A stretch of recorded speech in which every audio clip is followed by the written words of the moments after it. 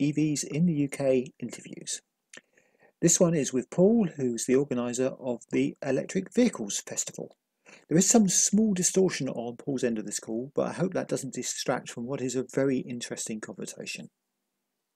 Paul, welcome. Very pleased to have you on board.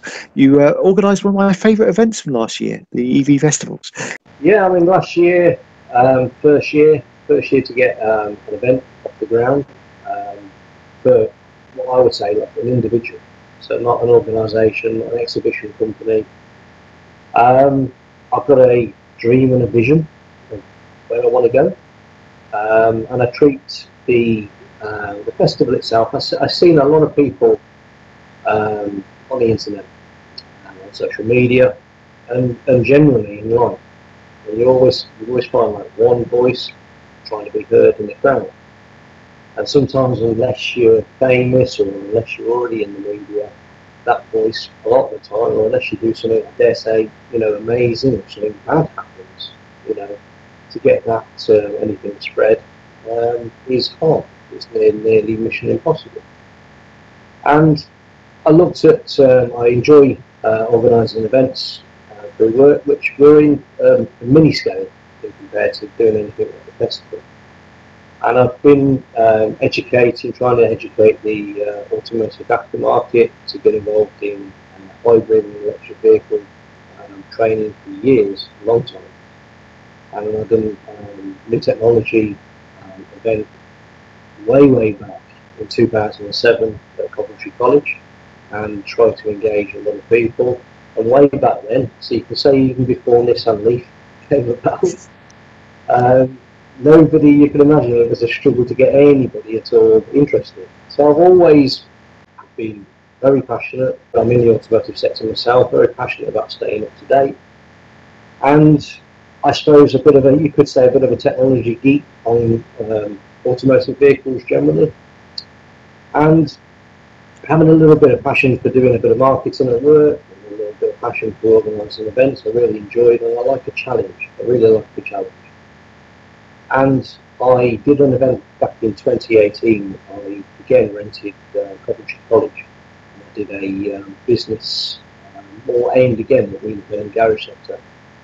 There's a massive problem in the UK.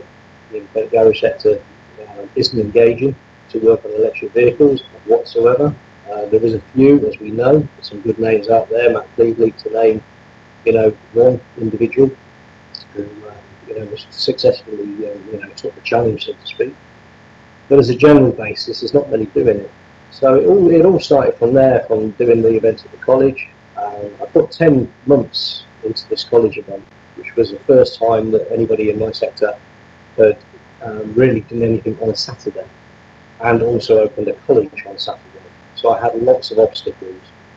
I brought lots of suppliers in at the time when I did that, and a lot of these suppliers basically normally wouldn't even work Saturday, let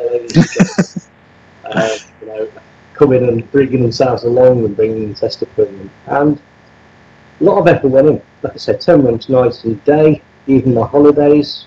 Don't mind saying, I wasn't a popular person sometimes with the wife, as you can imagine, because even the holidays were interrupted. Again, I got to the end of it. It was a successful event on Saturday, but still, there was a lot where you needed sometimes others to see your vision, see what you're trying to do, see what you're trying to accomplish. And equally, others to sometimes try and get behind me. And I don't mind saying, I hit a bit of a brick wall where I got really frustrated that what I really wanted to succeed with and accomplish, that sometimes when you're working for a company, I'm sure a lot of other people who kind of understand this, you have to rely on a lot of other people. So I said to myself, okay, if I do anything else again, I'm going to do it for myself. I've got to do it myself, because I know myself I'll give 110%. I'd always ummed and ahed about doing a new technology event. I ummed and ahed about renting big venues and having a dream of having a automotive show and having a show where you can showcase new electric vehicles. And I said to myself, I kept talking myself out of it and saying, well, how can I call myself pod average? quite an average person. So you say how can an average earner, create something like a motor show, a new vehicle technology show, and equally, after doing that event, I've seen a lot of people again, like I say, that were trying to achieve something themselves, trying to get seen and heard. And I thought, okay, maybe by creating an event, bringing all of these people together for one big event, maybe there's a possibility that all of these other people too can have a platform to be seen and heard. And so the basis of the Electric Vehicles Festival started. It was a day very, very, I'd say, late, I'm trying to get my head in here, late 2018. I approached initially another museum. I won't bring the museum name into this interview, but I approached another museum initially.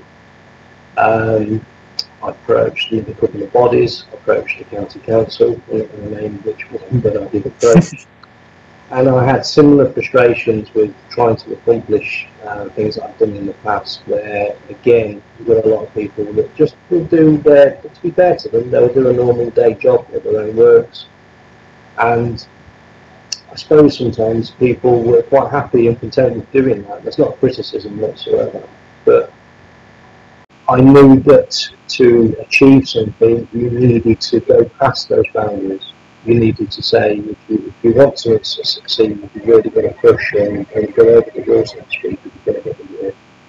But I came across a few issues initially, and then I don't know why, but sometimes I'd have the British Motor Museum in my mind a few times over the years, thinking, what a fantastic venue. Central, kind of in England, you could say, quite central, got a lot of stature, got a lot of history. And then the car show, and I don't know why the two did click. And it suddenly just clicked at me. I had one of those days at work, don't mind saying, bit of one of the stressful days at work, and then literally thought, you know what? Why talk yourself out of doing something sometimes when you've got a dream? Why don't you pick the phone up and see if we can make the dream come true? And I picked the phone up and I approached the British Motor Museum at a meeting. They were open armed. They've always been looking for something a bit different, a bit new. Obviously, electric vehicles is current. And that date went in the day. It started. Well, you did exceptionally well. I mean, you had a few coups. I think I interviewed you at the EV Festival, Vehicles Festival last year, and you had the first public showing of the MG ZS EV, which was pretty amazing. Somehow you managed to get Jaguar to set up their iPace cone test track, which I thought was unbelievable. So yeah, I mean, yeah. I suppose, Gary, I've always been the same. I'm not. How can I put this? I don't.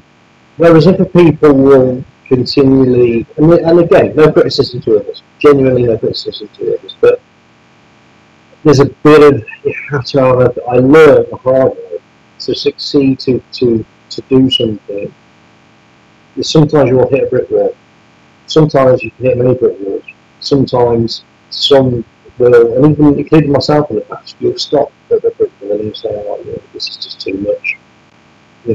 Not getting anywhere here.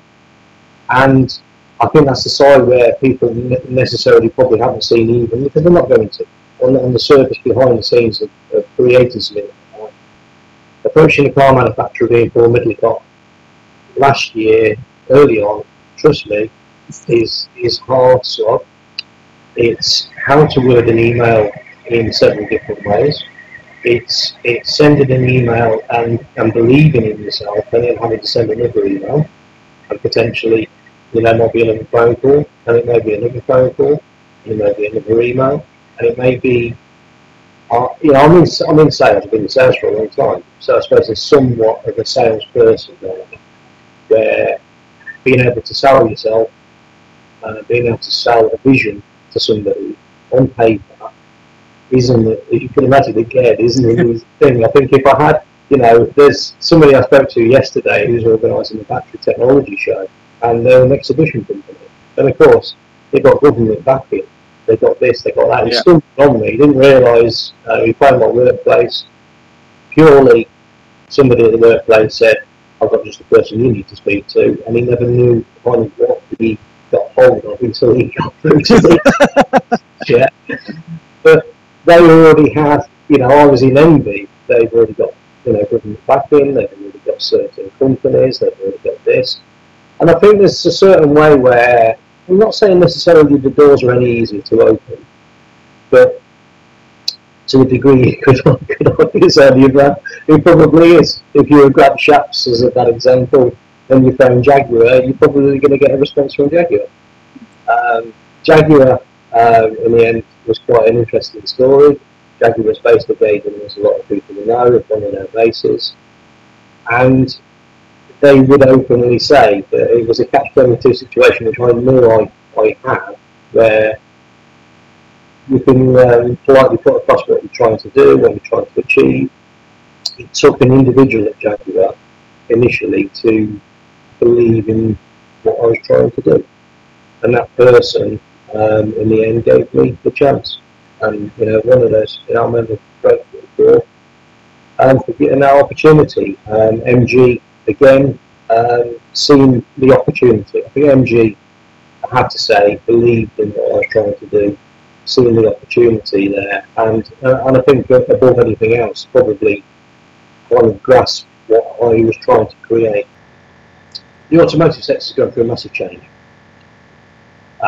Motor shows around the world, manufacturers spending tens of millions of pounds setting a standard to showcase a car. Somebody said a lot, I think quite a few people have said over the years, gone are the days of that kind of type of show.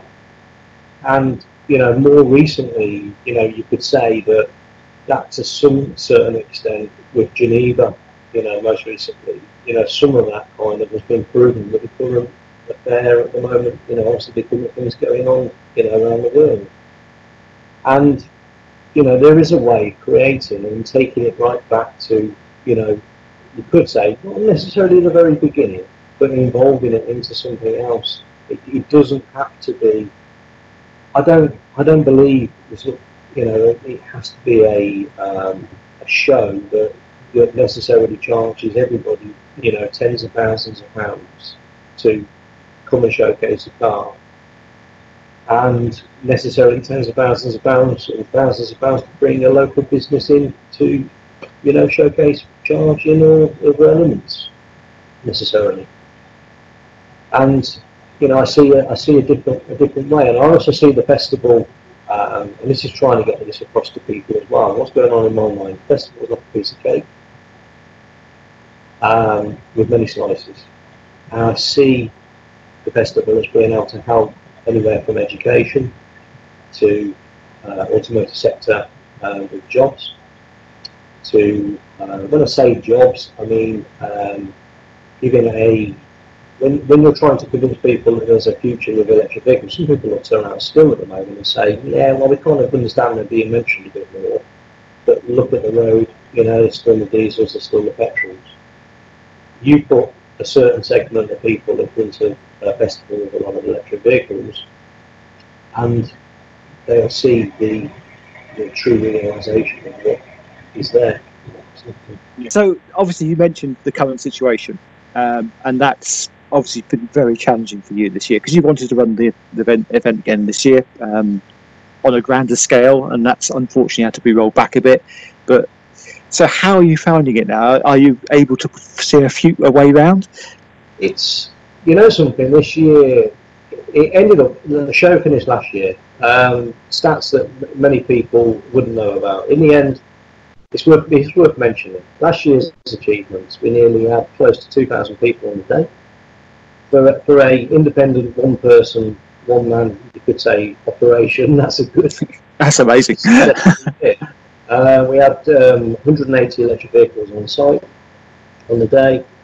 We put through over 100 people, most of them for the first time in an electric car around a high-pace cone circuit. I mean, that alone is an achievement where, I would say I'm proud of that. I'm proud of the charging achievement. Oh, the charging was amazing.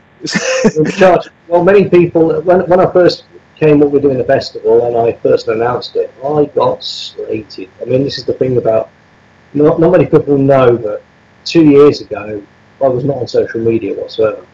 So I'm fairly new to social media, and the scary word of social media, and I wear my heart on my sleeve, and the abuse you get on social media. Well, the festival mentioned in there was at the British Motor Museum. Everybody sends you a Google map of the area with no charging. And you know, I got hit and slated for little. We achieved over 1,000 miles on an average EV being charged. I still know, I'm still proud of the fact that we're still, I believe, still the first event in the UK to have that charging capacity. I'm still proud of that. Should be. Many behind the scenes didn't see the politics that went on. And it took to the week before, only the week before, which is why there was not a lot of details on the charging that went online, was because you could say I only broke the case for getting those charges opened up for public use literally a week before the festival. So, this year, from last August, I carried on working. I should have took a break, carried on working. Early this year, January, February, I was having breakthroughs. The lineup for this year had people phoning me for a change, which was nice. Saved me a lot of pen and emails. And basically, we also did an agreement with Stratford District Council about taking the festival to Stratford and Avon. We had, I can say this, we had Tata Motors lined up to showcase some literally prototypes. I was so excited to show these prototypes at a show, because normally they design cars in University of Warwick for the Indian marketplace, and normally they don't have the opportunity to show anybody their work. Yeah. Getting somewhere to show their work. They were really excited about it, and all these things were happening earlier this year. I don't know whether I'm still going to be able to pull it off, but I'm close to a debut, which is one of my dreams. And all at the moment, as you've said, is, it's hard to explain it, but working all the way up to February, I don't mind saying, I felt like I was electric vehicled out by February. And then obviously the situation from pandemic hit. Anything we posted, nobody, you can imagine, everything just, for everybody, I suppose, you know, fell off the cliff, you could say. So yeah, I suppose it's been a funny year, very frustrating to get to a second year and to be on to some of the cracking start. I really feel for the bigger event companies, I really do, and the staff and the people like that are involved, because luckily I am just me. Yeah. Well, so some people know I'm actually in the event industry myself, or with the other company I run, and it's been a very challenging year. So I know what you've been going through with this as well. We had, Stratford and Avon. I mean, there was going to be literally a weekend of electric. So Stratford and Avon was going to be the first year. I can miss my plans out of the bag now, because the plans have gone out of the bag, literally, I suppose. But we had obviously the events at the museum. We certainly had some significant vehicle manufacturers, so you can imagine the pain for me, very much the pain for me at the moment behind the scenes, because I've done so much work I hadn't stopped. So, you know, day jobs, tiring, you know, like everybody else is the same, isn't it? We all do our day jobs. You can easily come home and be the lazy person, so to speak, and just use that couch. And to keep carrying on, you have to have that kind of a bit of motivation to keep yourself on to get yourself, to carry on to do it. So yeah, it's certainly been a trying year, but we had Saturday evening planned. We had all sorts. I had even a hotel booked for people, so I'd done a hotel deal. All that went in. More serious stuff with Stratford, of course, being a street event. And Stratford, again, excites me. The council, we're still there for next year. I really do, but at the moment, you know, I've been watching due to running an event, I've been watching the virus, I suppose, since last December, where many people, you know, I would say the majority of people joined the news, so to speak, more so probably February. So obviously you've had to postpone Stratford, and hopefully we will get that next year. So at the moment you're still trying to get something together. I mean, as it stands at the minute, I've had a very, don't get me wrong, you could say, you know, people mention mental health, trying to stay mentally strong, been very difficult sometimes. You have them highs, we all do. We have done all this work behind the scenes. Nobody sees that when event organisers do stuff.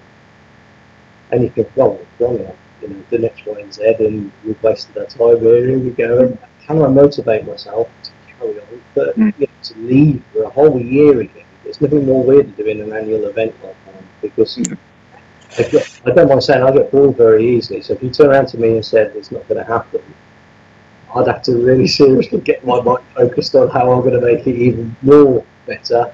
Yeah. You know, in a year's time. But as it stands at the minute, we're waiting for the government to change a couple of parameters. Some people out there, I'm not daft, will turn around and say, don't hold an event this year. There's a pandemic going on, you know, X, Y, and Z, and they'll compare to other situations. And I've been clear in my mind from day one. I've had to run a business through the pandemic, so it's been open throughout. It's been an essential business. I've had to manage staff and health and safety throughout, you know, the pandemic, and that was very stressful. And that also was a learning curve. Equally, you know, I've got to look at the situation and say there's a lot of businesses out there, there's a lot of event businesses out there, there's a lot of people generally that, you know, again need something to hold on to, whether that be something to do that they're trying to get out to do something they enjoy, whether that be a business wanting to see a light at the end of the tunnel, whether that be the events business like to see the light at the end of the tunnel.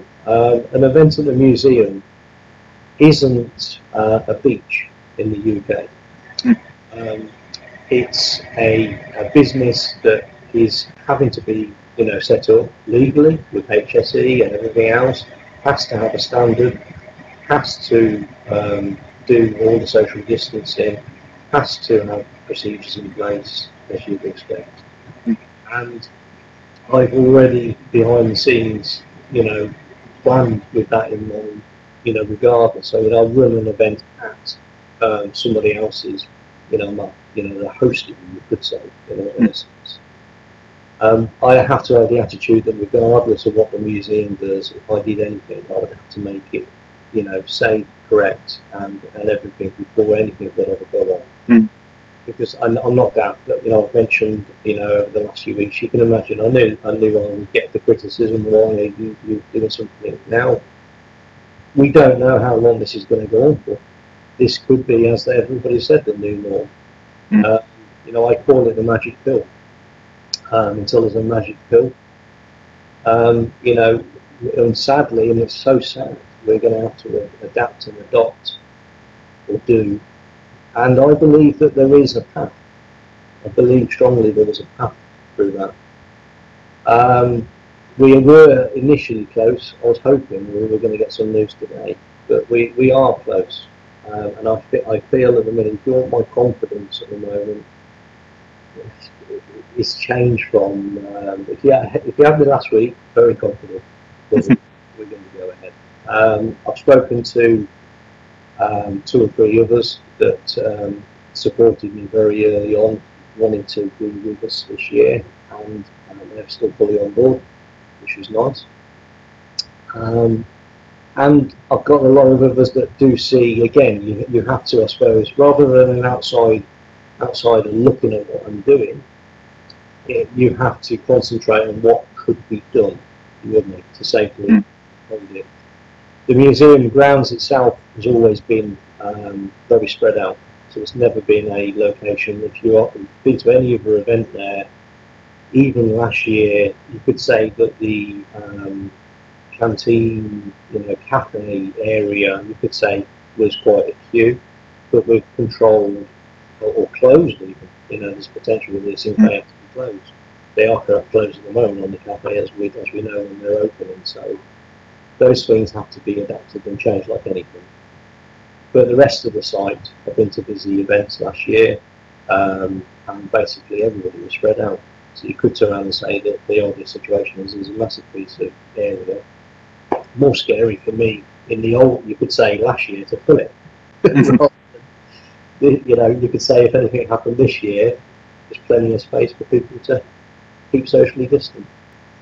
We're very close to I dare say, the bad news of a postponed event, or to literally go on. It's like a knife edge, and I feel sorry, but I do genuinely feel so hard for other businesses out there and stuff, because I know what they're going through. I know what they're going through. I'm getting double. I'm getting work.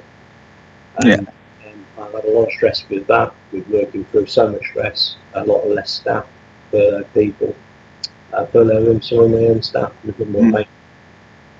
And then to have a moving target that you could potentially have somebody, say to me, which is what's going to happen. They're going to say, Paul, they've already said to me, the museum has said, Paul, we wanted to go ahead. Yes, we need, they need, bless them, they need it. No charity that's closed. So many charities at the minute which are in the same position. No income, no conference money coming in, not much chance of getting a conference this year, you could argue, in the sense for them, one of their other main income streams. So, yeah, I'm determined to, if I can, as they say, give a light at the end of the tunnel. Well, let's hope that. I never thought, Gary, I'd ever be in a situation, I mean, picture it. If I go ahead, I'm going to be one of only a handful of events in the UK. Yeah. Of anything. So even if, I think the thing that worries me is I know that it's so sad to say it, but we would, and that I suppose is the frustrating thing for everybody. This is why I'm here, not just getting my own violin out, because there's a hell of a lot more people in worse positions, than I am at the moment.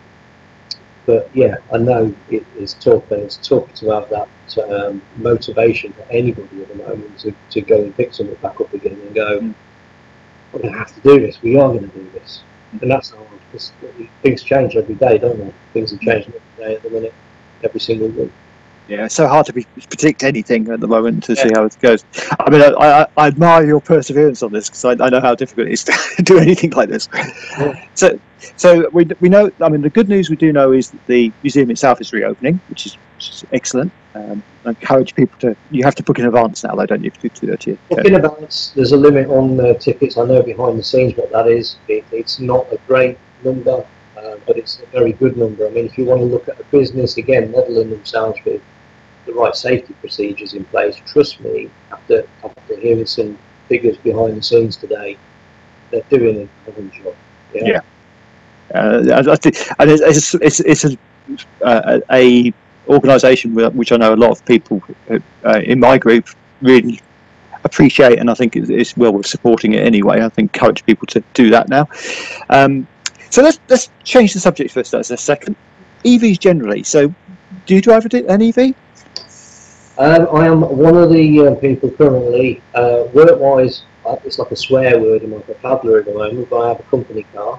I work in the automotive sector that, trust me, in the aftermarket doesn't see electric as like a swear word sometimes, because they feel a lot of them that they can't do it. So currently, for the work class, sadly, I am driving a hybrid.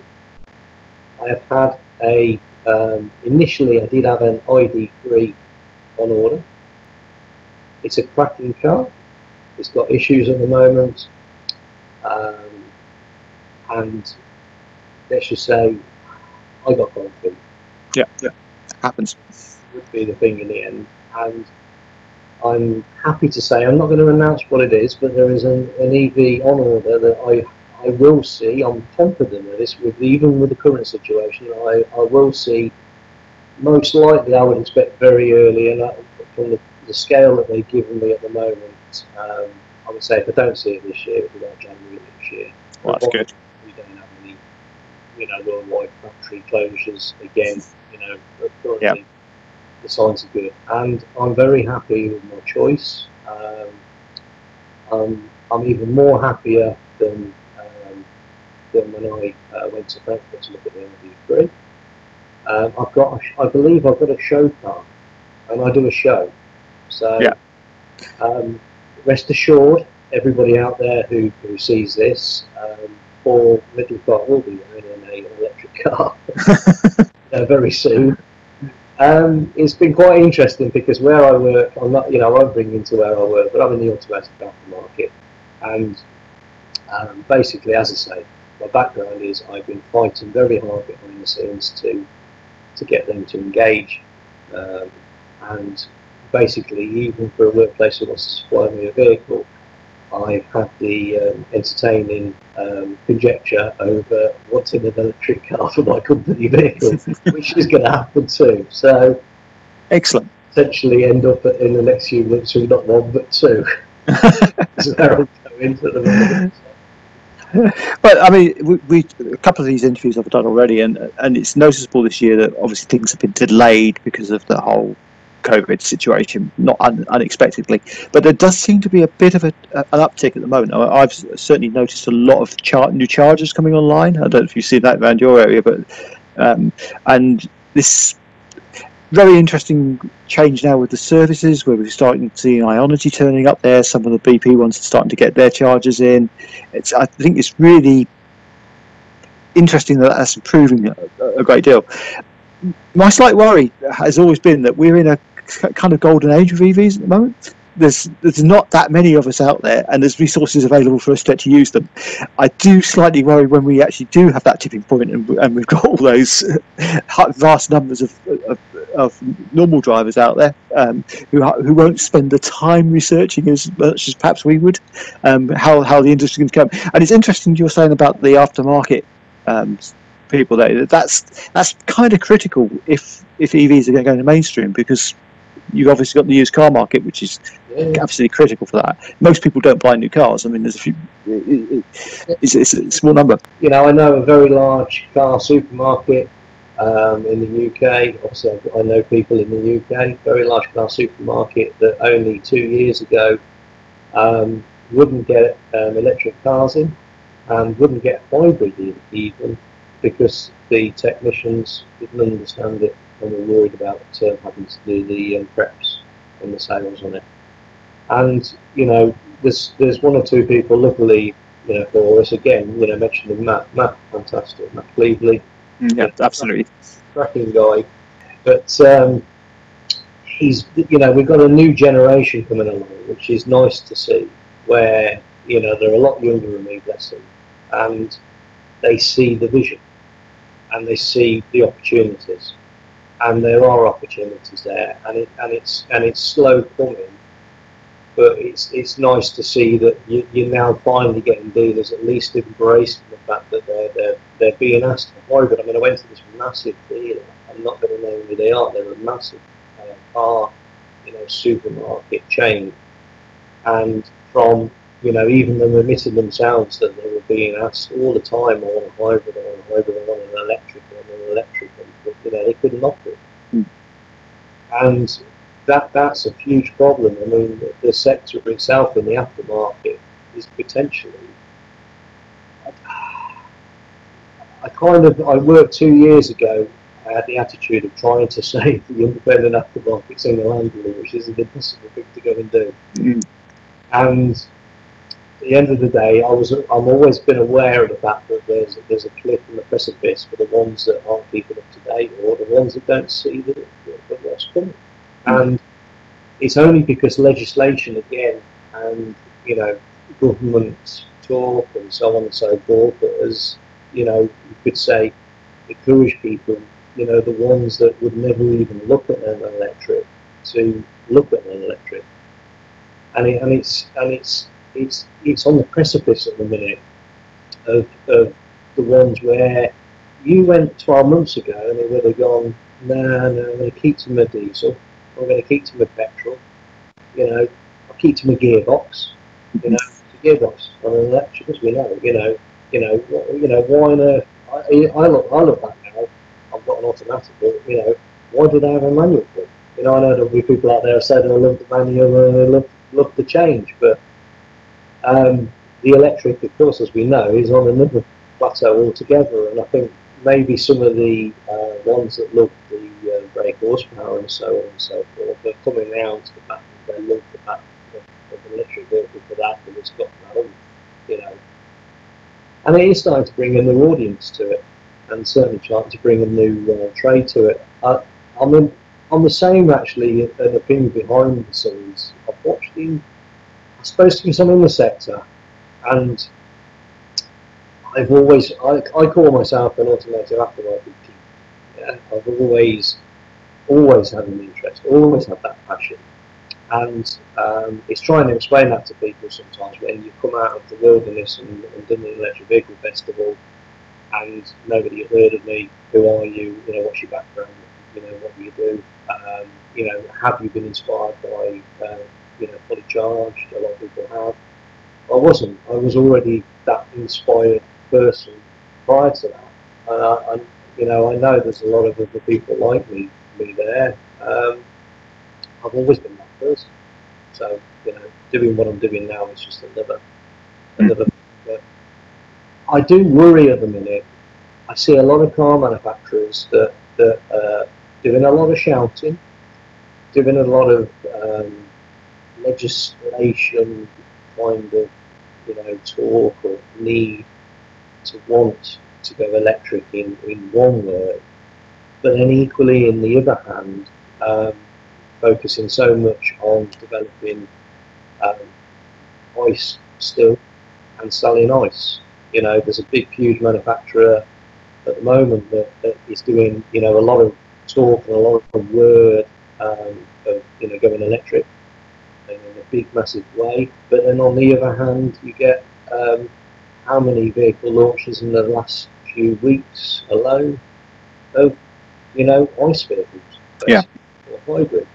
And Robert mentioned it on one of his shows the other day, the pricing of the batteries. Why is the vehicle still? Why are the vehicles out there? The reason that held me back from purchasing, I'll be quite openly honest. I know cars.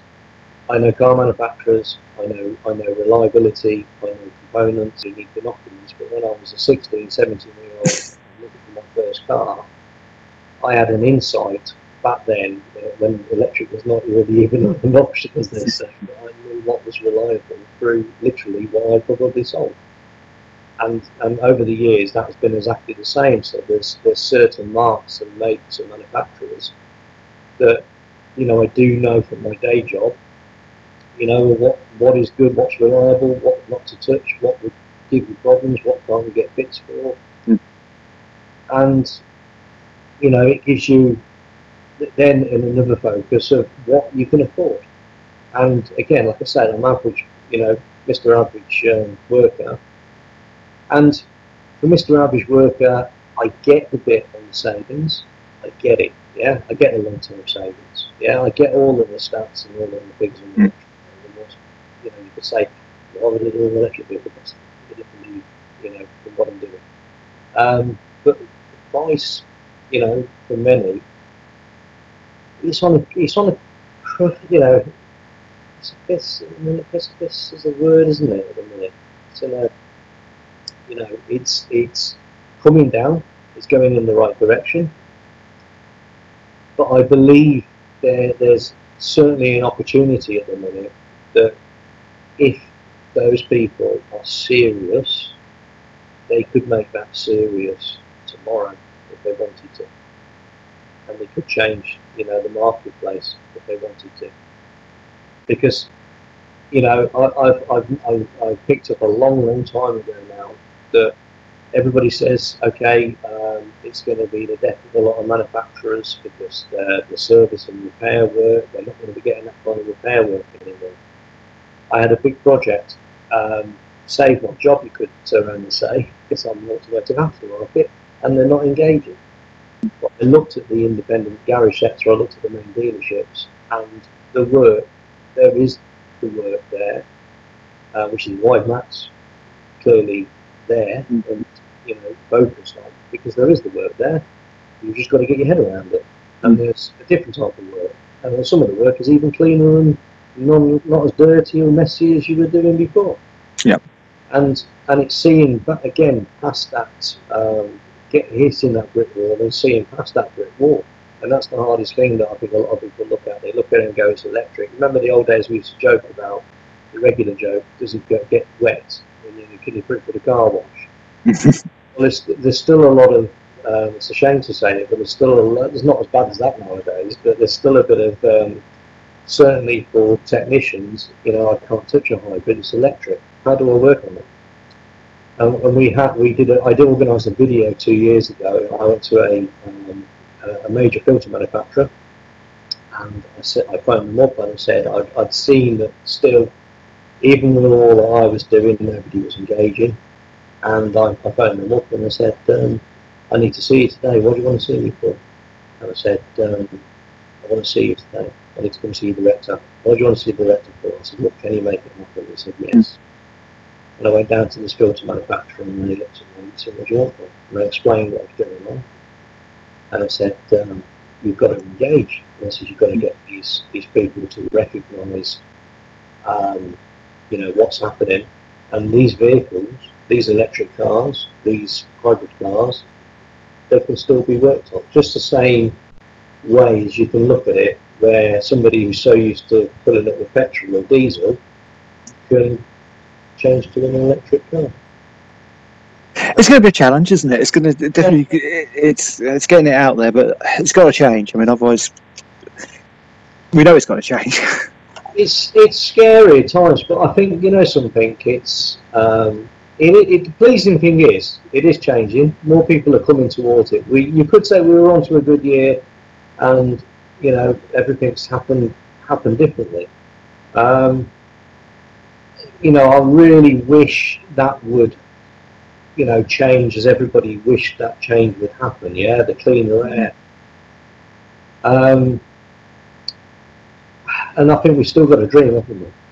But when you say the enthusiasts, I believe still that that enthusiast, that person, you've got to look at it. That person who loves to take their car to a show has been around for, you could probably say, 100 years. Yeah, true. So, I just think it's going to be the same case going forward. I've got a lot of things up my sleeve regarding people long term, and I can see that. I can see it. You want honestly, I can see it growing and just growing. And it's amazing what comes out of the woodwork. We had a launch event in February, just prior to lockdown, as they say. Yes, I remember. Very successful. Yeah. Lots of people again. What fantastic to have people that see what your vision is, what you're trying to do, genuinely trying to help with this, genuinely trying to put owners together with people who have never experienced electric. That's my dream, yeah. And putting lots of other people together, education sectors. I had a college come down from Lincoln College came down. I had a car manufacturer there. I had an independent garage there, a couple of independent garages there. And we had a dealer there. So I had all segments, and normal non-owners, ICE owners and EV owners. And you bring all that together and you've got something magical. And it's trying to get that, I suppose, that vision across. Yeah. Well, Paul, thanks again for spending time with me. I really wish you luck with this. I think it's let's keep everything crossed, because I'd love to attend this. This is such a great event. Well, we'll keep in touch on this, and I'll also put in the notes links to all you're doing, and keep people in touch with what's going on. But yes, thanks again very much. No Take care.